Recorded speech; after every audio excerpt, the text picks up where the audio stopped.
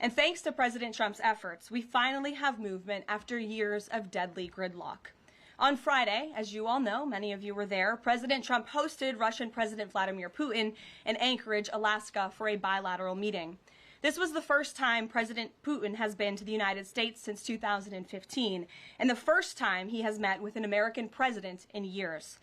President Putin publicly confirmed what President Trump has said all along. The war between Russia and Ukraine never would have started in the first place if President Trump were in office. This was always obvious to any person with a shred of common sense. Just look at what took place during the last 4 administrations. Under George W. Bush, Russia invaded Georgia. Under Barack Obama, Russia took Crimea.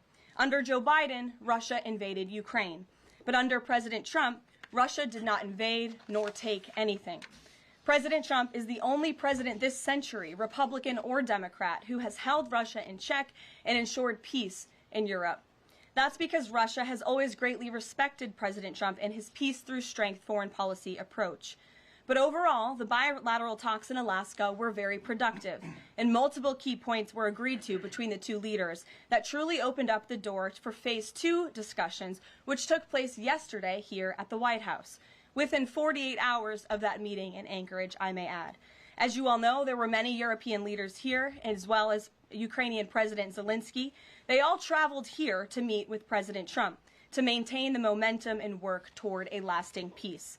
Across the board, every leader credited President Trump for his decisive leadership that has reignited the dialogue in hopes of finally bringing this war to a peaceful conclusion. 2 quotes in particular capture the progress that was made and the optimism moving forward. Finnish President Alexander Stubb said, "I think in the past 2 weeks, we've probably had more progress in ending this war than we have had in the past 3.5 years. Again, that is the president of Finland, a country that shares a border with Russia. That's what we call the President Trump effect. NATO Secretary General Mark Rutte also summed it up well. Without President Trump, this deadlock with Putin would not have been broken. He is the only one who could do this." Following the encouraging conversations yesterday, President Trump spoke with President Putin by phone, and he agreed to begin the next phase of the peace process, a meeting between President Putin and President Zelenskyy, which would be followed, if necessary, by a trilateral meeting between President Putin, President Zelenskyy, and President Trump. As the president said, Vice President Vance, Secretary Rubio, and Special Envoy Witkoff will continue to coordinate with Russia and Ukraine to make this happen as soon as possible. It's very important to remember that before President Trump's landslide victory last November, there was no end in sight to this bloodshed. Now, there may finally be light at the end of the tunnel and an opportunity for lasting peace. That's because President Trump is the peace president, and American leadership is back on the world stage. It should not be lost on anyone in this room that world leaders are coming right here to Washington, D.C. for help. While previous presidents have traveled halfway around the world to apologize for America, President Trump stands up for America, and he has firmly restored America's status as the undisputed leader of the free world. However, one thing that has absolutely not changed is the media's negative and downright false coverage of President Trump and his foreign policy accomplishments. From the beginning of this entire process, much of the left-wing media has been actively rooting against the President of the United States in the pursuit of peace. Initially, the media ridiculously claimed that President Trump was somehow beholden to Russia for even agreeing to have a face-to-face discussion with President Putin inside of the United States. The media said President Trump was making a grave mistake by, quote, legitimizing Putin. They were aghast that President Trump would treat another world leader like a world leader. The media relentlessly attacked President Trump and claimed he suffered a, quote, major defeat for not immediately emerging with a final agreement, even though he said heading into that meeting, this was a meeting to listen and to understand how to move the ball forward. All weekend following those historic U.S.-Russia bilateral talks, we listened to clueless pundits on television trying but failing to claim that the president had failed. The so-called experts in the foreign policy establishment, whose record is nothing but endless wars, trillions of wasted taxpayer dollars, and dead Americans, have the nerve to try and lecture President Trump, who has solved 7 global conflicts in 7 months, about peace. This is the same president, by the way, who brokered the Abraham Accords in his first term, on top of more than half a dozen other peace deals this year alone, as I just said. We also saw yesterday the president of Ukraine and all of the other major leaders of Europe fly across the Atlantic Ocean to meet President Trump at the White House because of the progress that was made, and that, if you ask the media, failed meeting, but it was not. It was highly productive and it was successful. This is why Americans' trust in the mass media is at a lowest point in more than 5 decades. Diplomacy is a delicate process, and instead of reporting the facts about what is happening here at this White House and what is happening between this president and other leaders around the world, many outlets in this room continue to try to actively undermine the president and sabotage the efforts towards peace. That is why I felt the need to set the record straight. In other news, on the home front, President Trump's efforts to make D.C. safe again are working. There have been a total of 465 arrests since the start of this operation on Thursday, August 7th. Last night, there were a total of 52 arrests, including the arrest of an illegal alien MS-13 gang member with convictions for DWI and drug possession.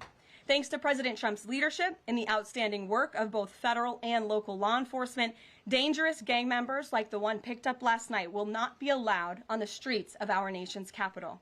Other arrests last night included assault with a deadly weapon for stabbing, parole violation for robbery, murder, outstanding warrant for attempted murder, assault on federal law enforcement officer, and felony assault. 4 more homeless encampments were also removed during yesterday's reporting period. To date, a total of 48 homeless encampments have been cleared in Washington, D.C. by multi-agency teams. MPD patrol units are actively working with city officials to locate and clear additional encampments and remove homeless residents off of Washington's streets. And despite fake narratives from the media, again, a significant number of the arrests have been in high-crime areas of D.C. In fact, nearly half of all of the non-illegal alien-related arrests have occurred in Wards 7 and 8, the 2 wards that have the highest number of violent crime, as well as homicides and assaults with dangerous weapons last year. So while Democrats continue to coddle violent criminals, President Trump and this administration are focused on putting them behind bars and unapologetically standing up for the safety of law-abiding American citizens, and the White House will continue to provide all of you with the results of this operation in the days ahead. So with that, I will take your questions today. Here in our new media seat today, we have Jack Posobiec, who joined us in Anchorage, Alaska last week. Jack, thanks for being here. Why don't you kick us off? Karoline, thanks so much. So a couple of questions regarding the status of these peace talks. Obviously, we saw the President and President Putin there in Anchorage. We saw the world leaders here yesterday with this summit. We've heard phrases like coalition of the willing. We've also heard Article 5-like guarantees. When it comes to the security guarantees, what is the current status of that? I know the President earlier today mentioned boots on the ground would be UK, France, Germany possibly, but unequivocally said no U.S. troops on the ground, but U.S. coordination. Can you elaborate on that, and what would the red lines be? Sure. Well, you got to the heart of what I was going to say to all of you today on security guarantees, which is the President has definitively stated U.S. boots will not be on the ground in Ukraine, but we can certainly help in the coordination and perhaps provide other means of security guarantees to our European allies. The President understands security guarantees are crucially important to ensure a lasting peace, and he has directed his national security team to coordinate with our friends in Europe and also to continue to cooperate and discuss these matters with Ukraine and Russia as well. Karoline, now, have the Russians responded at all? I know we spoke with President Putin last night. What has been their response? Because we've heard some reports from the Kremlin and others saying they're unequivocally against NATO troops on the ground. Well, look, the President continues to have these conversations with both leaders. Those conversations took place in Anchorage, Alaska, again yesterday with the Europeans and President Zelenskyy, and he has directed his team to come up with a framework for these security guarantees that can be acceptable to help ensure a lasting peace and end this war. And then just last question real quick on this. Regarding some of the funding, we're hearing questions about another round of weapon sales or possibly a round of U.S. purchases of Ukrainian drones. will that money be funded by the U.S. taxpayers? Are we finally going to see an end to the U.S. taxpayer-funded, seemingly endless mandate for these foreign wars? Well, the president is very sensitive to the needs of the American taxpayer, and immediately upon entering office back in January, he made it very clear that we're not going to continue writing blank checks to fund a war very far away, which is why he came up with the very creative solution to have NATO purchase American weaponry, because it is the best in the world, and then to backfill the needs of the Ukrainian army and the Ukrainian people and their military. So that's the solution the president has came up with. We'll continue to see that forward. As for any additional sales, I'll have to defer you to the Department of Defense. Thanks so much. Thanks, Jack. Kelly. What has President Trump learned that tells him that Vladimir Putin would be willing to make a deal for him, for President Trump? Well, the president has learned a lot, which is part of the reason he opened up this dialogue. The previous administration, who oversaw the beginning of this war, refused to talk. And President Trump has always said, in order to learn, in order to move the ball forward with diplomacy and towards peace, you have to have open dialogue. And so that's why the president has had several conversations by phone and, of course, an in-person meeting last Friday with President Putin. He also has talked to President Zelenskyy dozens of times, had him here at the White House yesterday, and he's understanding what both sides want, what both sides are going to have to give up. And he has always said, in order to get a good deal, both sides are going to have to walk away a little bit unhappy. So he continues to learn a lot throughout these conversations, which is why we've seen progress from both sides. And I would also just add, when it comes to learning and moving the ball forward, look at how both Russia and Ukraine have actually talked directly for the first time in many years, thanks to the efforts of this president and this administration. Specifically for President Trump, though, what do you think Putin's motivation is to try to do something for President Trump, as opposed to just resolving the conflict? I think, as I just spoke to in my opening remarks, Kelly, Russia and all countries around this world actually respect the United States again. And the president is using the might of American strength to demand that respect from our allies, our friends, our adversaries all around the world. And we've seen that not just lead to progress with Russia and Ukraine, but also we've seen it in the closing of 7 global conflicts around the world as well. We've seen it with the release of hostages in Gaza. You've seen it with the end of the conflict between India and Pakistan, which could have resulted in a nuclear war if we had not had a president who believed in the strength and the leverage that comes with the job of being the president of the United States of America. Rachel. Thanks, Caroline. Heading into Alaska, a lot of the focus in the talk was on this trilateral meeting between these 3 leaders.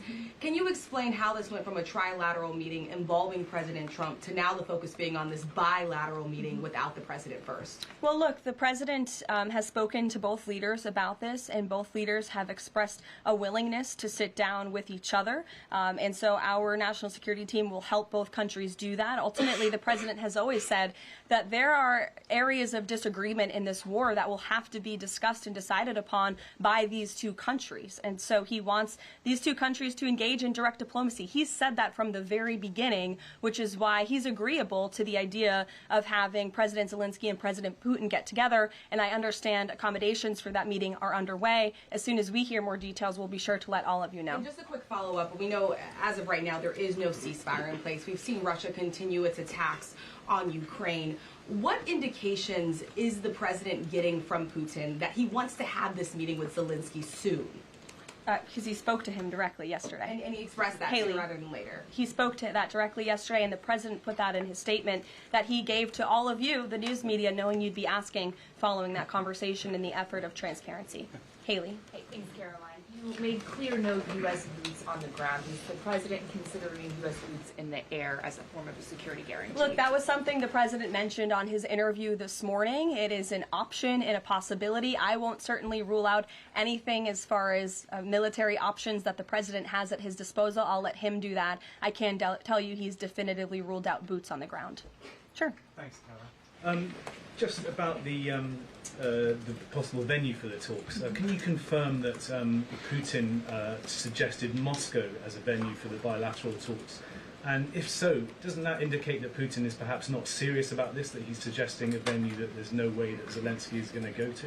Look, I'm not going to litigate the private conversations between the president and President Putin, aside from what the president himself has already spoken on. But I can tell you there are many options that are being discussed by our national security team right now with both parties. Can you give us an indication of where? I just told you we'll provide you details as soon as we can. Thank you for trying, though. Libby.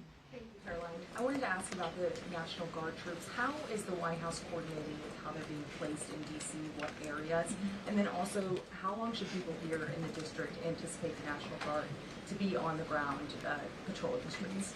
I don't have a timeline for you, Libby, but we will keep you posted on that. I think the president, as you know, and this administration, he came to this briefing room with members of his cabinet to lay out the rationale and the reasoning for federalizing the National Guard here in Washington, D.C., and for our work with the Metropolitan Police Department to make our district safer. We've seen violent crime has taken the lives of far too many residents here in our nation's capital, and the president wants to make it safe again.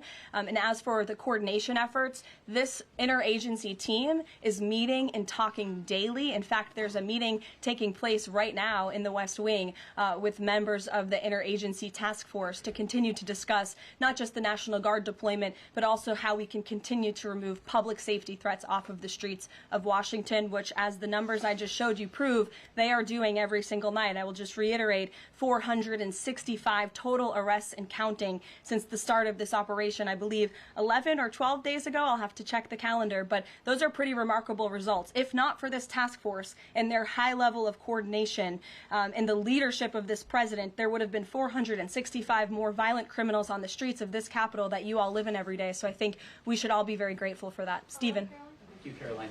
3 questions about the D.C. crackdown. Sure. First, I was wondering if you could clarify something President Trump said. He mentioned getting rid of the slums where criminals live. Was he talking about tents or permanent residential buildings?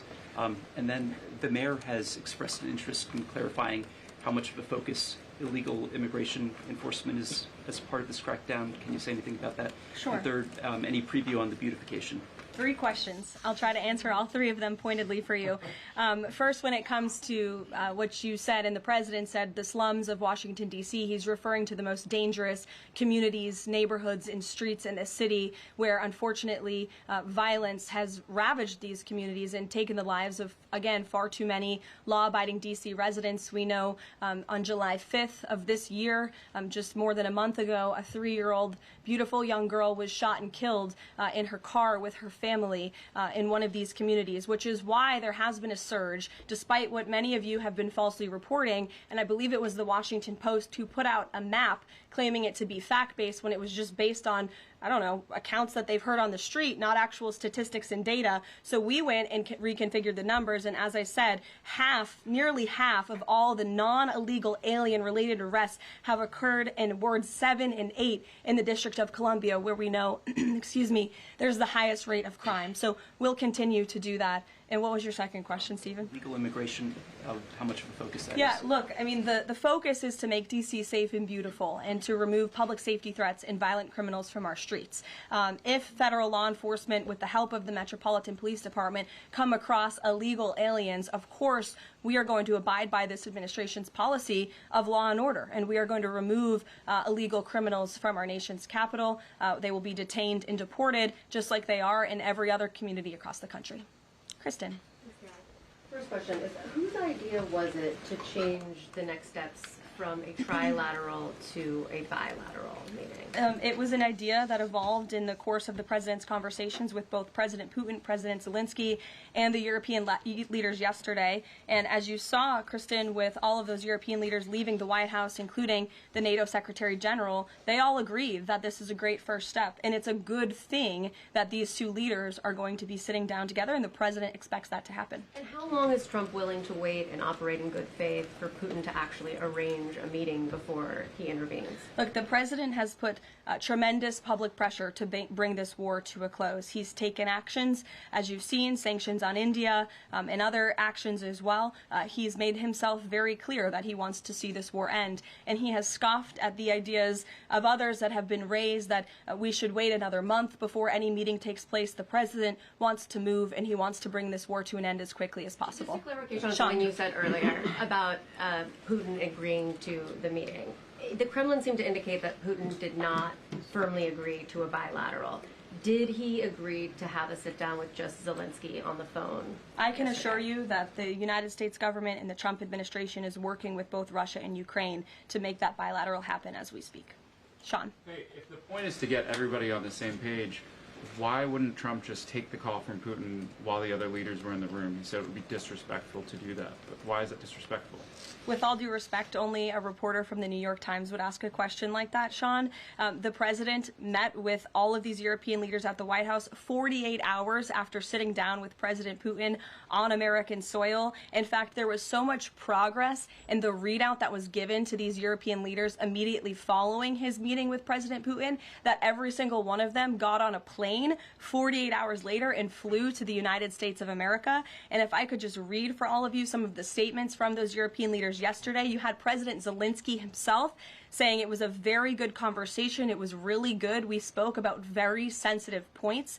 The Secretary General, Mark Rutte, it was the president, only because of the president, that this deadlock was broken, but with President Putin by starting a dialogue. So these leaders, who this war is in their backyard, are very grateful that the president took that call and that he was there to provide them with a readout of Russia's thinking on this, something that was not done by the previous administration at all. Catherine. Thank you. Is the White House looking at Budapest as a possible location? I'm not going to confirm or deny locations. We'll provide you with details as soon as we can. Just following up on Kristen's question, I understand that the White House is working and allies are working to make this meeting happen, but did Putin promise to do a meeting with Zelenskyy, a direct meeting, in the coming weeks? He has, and I just answered that question for you. Franco. Thanks. I just want to clarify. So you are saying that President Trump is considering U.S. pilots and U.S. aircraft potentially supporting European or Ukrainian forces? The president spoke to that himself this morning when he called into Fox and Friends, and I would defer you to his answer. You can read it directly yourself. In addition, can I ask, no boots on the ground, Steve Witkoff's talking about Article 5-like security guarantees. Can you talk about what other Article 5-like security guarantees that are being considered if it's not boots on the ground? These are very sensitive diplomatic discussions that are currently taking place literally as we speak. So I will leave it to the national security team, and I'll leave it to the president to have those private discussions with these leaders as we try to bring this war to an end. And can I ask one Mary more? Margaret, go ahead. Thanks, Caroline. Two questions, if that's okay. So on these meetings, I know you said that the trilateral will take place if necessary. Do you think that we might not need the trilateral and that Zelenskyy and Putin might come to this conclusion on their own? And then as a follow-up, I know the president said on Fox News this morning that he's partially seeking peace in order to get to heaven. Was he joking, or is there spiritual motivation behind his peace deals here? I think the president was serious. I think the president wants to get to heaven, as I hope we all do in this room as well. Annie. Thanks, Caroline. I'm just shifting gears to the Department of Justice for a minute. Can you walk us through why another deputy FBI director was named? Does Trump have any displeasure with how the FBI has been being run to date? And then I have a question about the antitrust division. No, Andrew Bailey is extremely qualified. As you know, he's been serving with honor as the Attorney General of Missouri, and he's been brought on as another set of very credible and experienced hands to work alongside the current Deputy Director, Dan Bongino, under the leadership of the Director, Kash Patel, and the Attorney General, Pam Bondi. And the FBI has been doing a tremendous job. We've seen their agents out on the streets as part of this interagency task force here in Washington.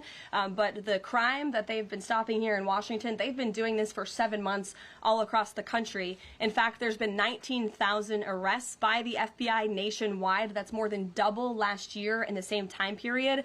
Of those, 1,600 arrests were for violent crimes against children. 4,000 child victims have been rescued by this FBI under this current leadership. 1,000 arrests from investigations of foreign terrorist organizations. There's been 1,500 kilos of fentanyl seized. 6,300 kilos of meth have been seized. And 3 of the top 10 most wanted have been arrested so far. Not a single one of the individuals on the top 10 most wanted list were arrested under the previous administration. We've arrested 3 in 7 months. So when you're actually working and enforcing law and order, you need all hands on deck. And so we look forward to welcoming Andrew Bailey to this new post. Jackie.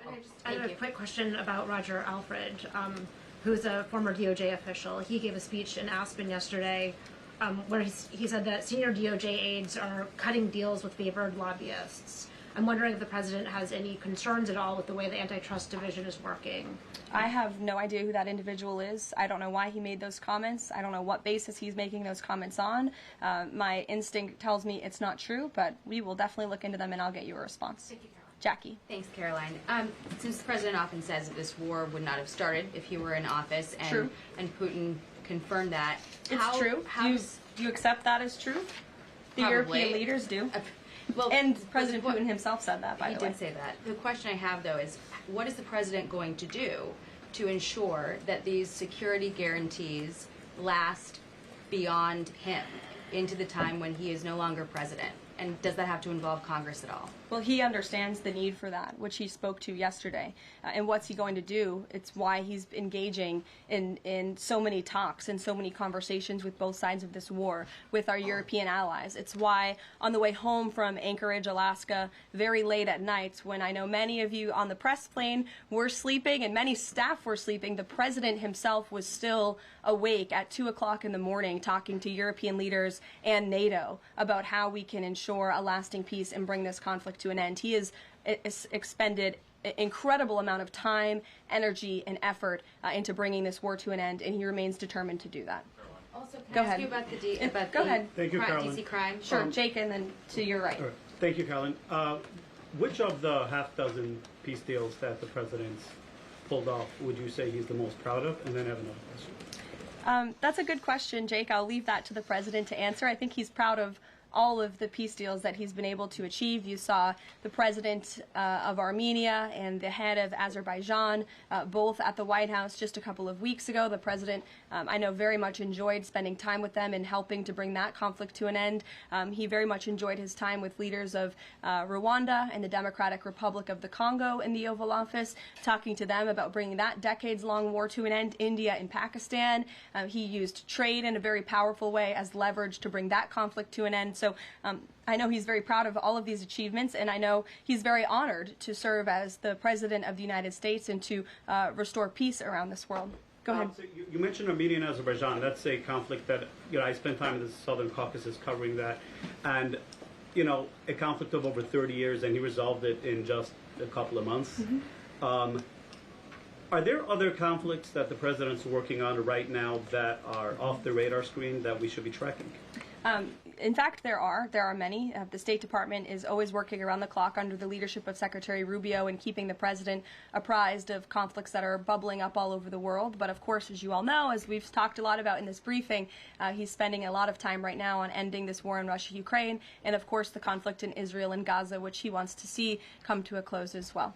Sure, go ahead. So the president says that he's starting a movement to eliminate mail-in voting, but states administer elections, not federal authorities. So can you provide any more details about how the White House plans to eliminate that? Mm-hmm. The White House continues to work on this, and when Congress comes back to Washington, I'm sure there will be many discussions with our friends on Capitol Hill and also our friends in state legislatures across the country to ensure that we're protecting the integrity of the vote for the American people. And I think Republicans generally, and the president generally, wants to make it easier for Americans to vote and harder for people to cheat in our elections. And it's quite mind-boggling that the Democrat Party could stand in opposition to common sense. He wants to ensure election integrity. There were great efforts that were made in 2024. I won't get ahead of myself for Hatch Act reasons to get ahead for the next election, but I can assure you this is a priority for the president. Go ahead. If I could just follow up on your comments about Gaza. Sure. There was a ceasefire proposal put forward by both Qatar and Egypt. Mm-hmm. Hamas accepted it on Monday. Israel has yet to officially weigh in.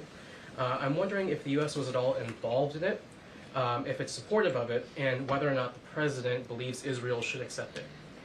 I don't think it's a coincidence that Hamas accepted this proposal after the President of the United States posted a very strong statement about this conflict on Truth Social yesterday. I would refer you back to that statement. As for this proposal that Hamas has now accepted, the United States continues to discuss it, and I'll let the President weigh in on it definitively. You're welcome. Sure. Caroline, can you describe the president's perspective on taking a stake in Intel in exchange for federal grants? And is this a Are we expecting to see the White House make similar arrangements with other semiconductor companies and manufacturing companies?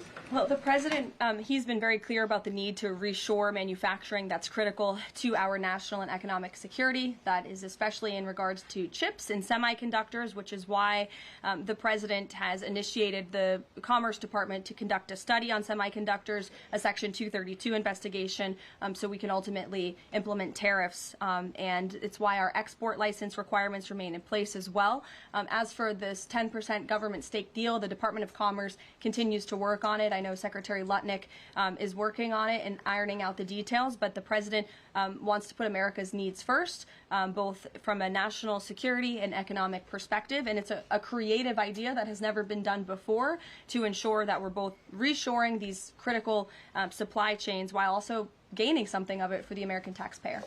You're welcome. Emily. Thanks, Caroline. I wanted to ask about the 3 U.S. warships that are being sent to Venezuela, and there's 4,000 Marines on board. Are you looking at possibility of boots on the ground there? What I will say with respect to Venezuela, President Trump has been very clear and consistent. He's prepared to use every element of American power to stop drugs from flooding into our country and to bring those responsible to justice. The Maduro regime is not the legitimate government of Venezuela. It is a narco-terror cartel. In Maduro, it is the view of this administration, is not a legitimate president. He is a fugitive head of this cartel who has been indicted in the United States for trafficking drugs into the country. And with that, I will leave you all, and we will see you later, if not tomorrow. And I look forward to taking more of your questions. Thank you. Thanks, Caroline.